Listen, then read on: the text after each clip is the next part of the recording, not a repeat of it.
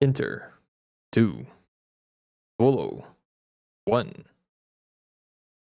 It's been a while since we won a game. Actually, a league game per se. We did win against Ajax 2-0 for the UCL. But back to Serie. Against Sassuolo. Really Inter's boogeyman team. I think Inter's boogeyman team is Sassuolo's a type of team where they don't show up for everyone else except for Milan, Inter, and Juve. I don't know what exorcism they've done. They only show up against these teams. But I know one game's done. We do have a second leg in Mapai Stadium.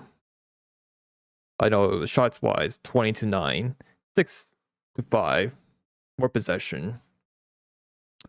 I think the first half, I know it's been wide open. Sassuolo's been carving up our midfield every time they get the ball. Of course, it's very done well. Cut through the middle or pass to Berardi. Another thing about Berardi is when he shows in Inter, he has what a GNA against us every time he plays. Of course, the Shidera goals came from an assist. But first, DeMarco. I know it was a good open play goal from PO to Barella to Susic to DeMarco. Like a quick run, counter run, and then score one goal. Of course, Joseph Martinez did help because it was also Hakan. I think it's been a while since Hakan actually attempt to win the ball, which is good. But yeah, that's Sassuolo keeper. And Ismail Kone. And Kone has been very good in the first half. Falling off a bit in second. Fellow Canadian right there. I think he played well. It's giving Inter's midfield troubles. But yeah, Hakan, Susic, DeMarco, Akanji played well. In fact, the difference between Akanji and Pavard is if Akanji more likely to do the overlapping runs. With Pavard, you don't see it that much. Which I'm happy for him. I hope he does well. Carlos Gusto fitted well with Bastoni. Bastoni got a full 90-minute rest, which is good.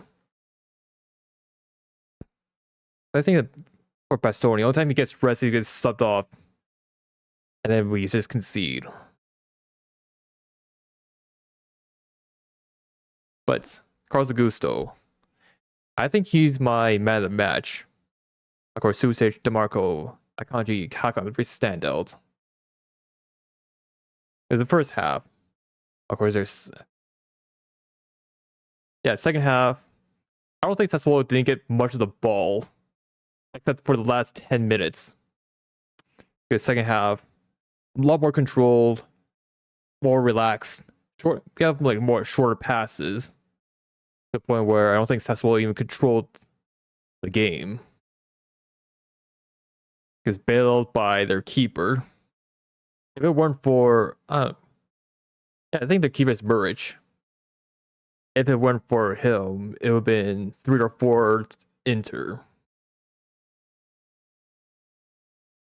I think, I know Pio has his quick shot. One of the quick shot when he gets the ball, one touch, quick shot. I calm on that. But I'll talk more about Pio and that overhead kick. If we look at the overhead kick, what I think is that this guy's a special player.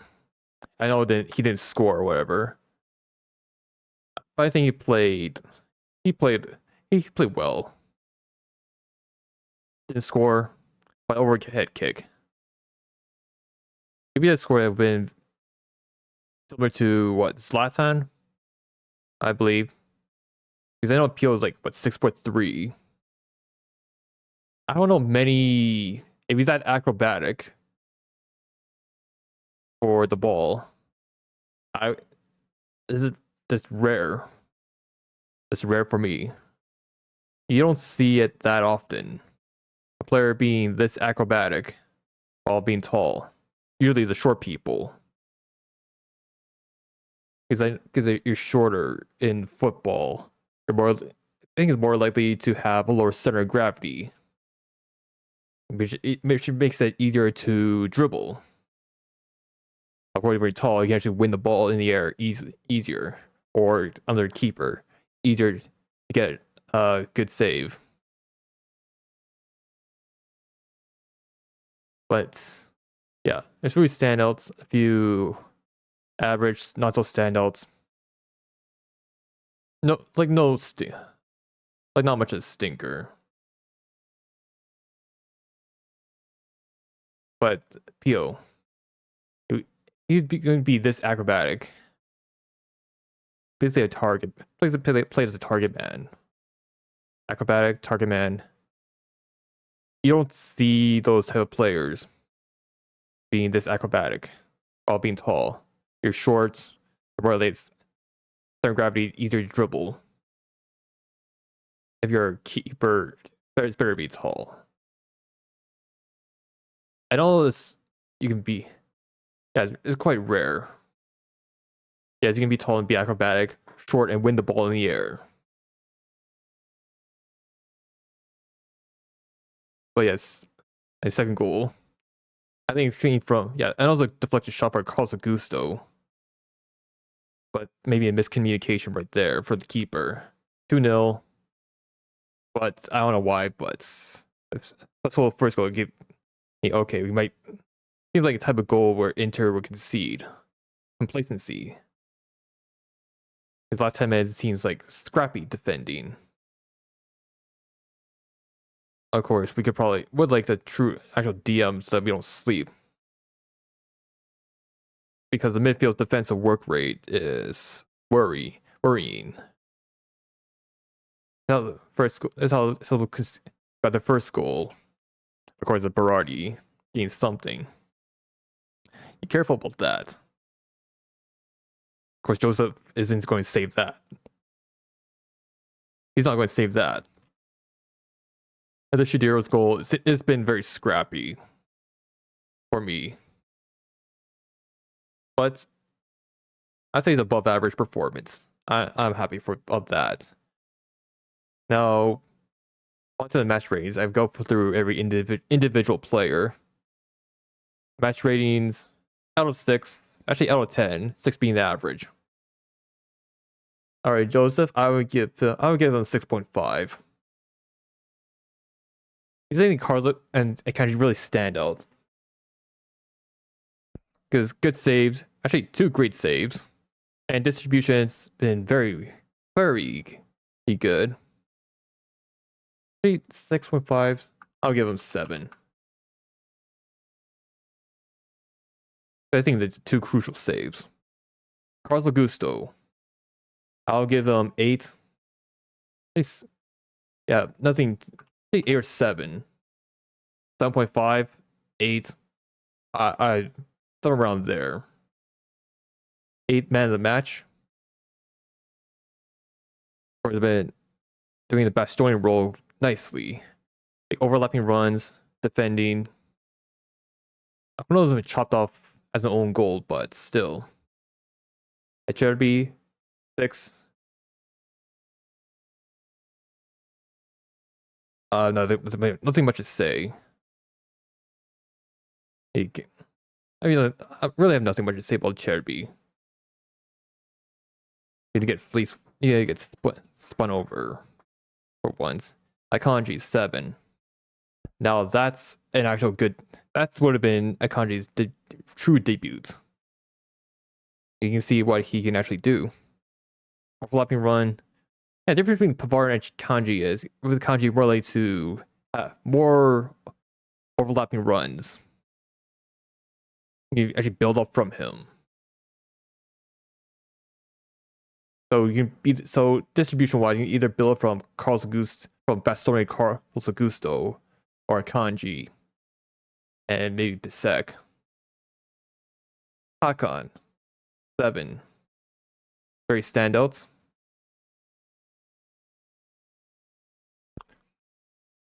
Because distribution is good, win the ball, control the play. There's something you miss from Regista. DeMarco, I'll give him 6.5. Actually 7. Shed the demons. Because I think that most of the shots are very unlucky. DeMarco, 1 goal, crossings on point. Usage, I'll give him 7. For him, I hope he gets comfortable in left side. Because I like to play him and phase out Mkhitaryan. Because Mkhitaryan, he's not going to make a lot of forward passes. Usage wants to be more brave. I'm happy for it. Barella, I'll give a 5.5. It just doesn't seem very inspiring for him. Of course, work rate. Also, just shoot more. Please shoot more. Get more comfortable. You're going to be getting into the box. Get used to shooting more. Dumfries, I'll give him 6. Nothing special. I'll give him 6. Because he isn't too bad. He didn't stand out too much either. But yeah, the rational on the shooting. But hold up play is very good. Very unlucky to not get his first goal being an overhead kick. Tikas, I'll give him 6. Nothing too stand out. Toro came on. No box presence. In fact, I don't like 5.5. But sub-wise, Cortezi did stand out very, very well. Because I think for Kivu, he's actually playing in his right role. Because I think under Inzaghi, he has to help build up, which is a disaster given that he doesn't build up at all. In fact, he's invisible in the build up. We're gonna have to run one midfielder. But Kivu, he's more of the McTominay role. He's not going to build up at all still, but more in the final third, more useful there. He's playing there. Of course, 1 goal has been chopped offside. Because apparently, I think there's a debate in Inter Twitter where it's the defender that got the ball instead. Could have been his 3rd goal, but oh well. Enrique, 6.5. In fact, most of the subs been impactful. Enrique, Bonnie. Because I think of Enrique, a confident Enrique can dribble, hold the ball up. In fact, I honestly think that with him, when he gets the ball, there's like a magnet that shuts on and off whenever Enrique wants. His dribbling skills. Do not coach it out of him. Keep it. We probably need more, because I like to have some dribblers. Because we only have what? 1? And that's Enrique. Of course, we stole Zalewski, but oh well. And Misal Lookman also. Bonnie, 6.5. Standout player. In for Taram, I think. But yeah. If he can run, if he does have 1 run on the counter, but very unfortunate. Did okay with this as a sub.